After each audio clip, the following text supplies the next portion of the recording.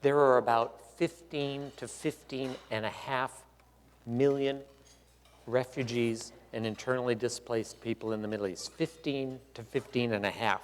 To give you some context, think of how destabilizing it was for the region when there were 700,000 Palestinian refugees in 1948.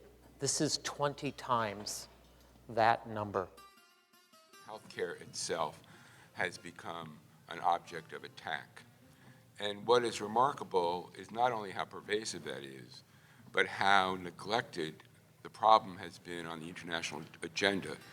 So life expectancy in Syria before the crisis was about 76 years, so not bad.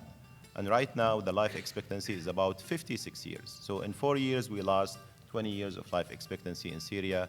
4 out of 5 Syrians are below the poverty line. Obviously, there's a link between the desperate situation of Sunni refugees and the ability of the Islamic State to recruit new fighters. That should be obvious to everyone. Turkey is hosting the largest number of refugees than any country in the world. So the Turkish generosity is something I think the whole international community needs to be very thankful for. You can't deal with the impact of a refugee crisis only by focusing on the refugees. You also have to bring the host community into the equation. I think we still have quite a bit of learning how to do that best.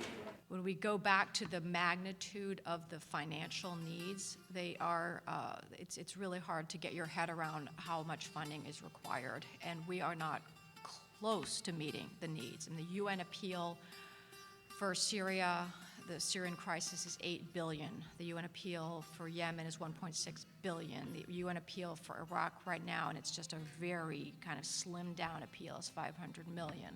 We've talked to Libya. I mean, it's just enormous. It's not just how do we get more money out of government budgets. We've got to think a lot more creatively.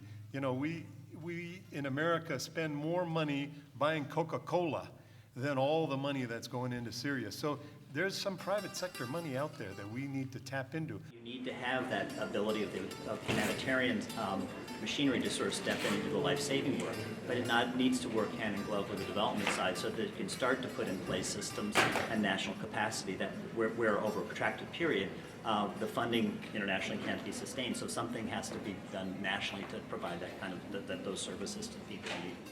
My point of view is civilians should never be used as pawns in this, that if there are people in need, we shouldn't be looking at the politics of the local rulers. It should just be a basic principle. If you can get the aid in, get the aid in.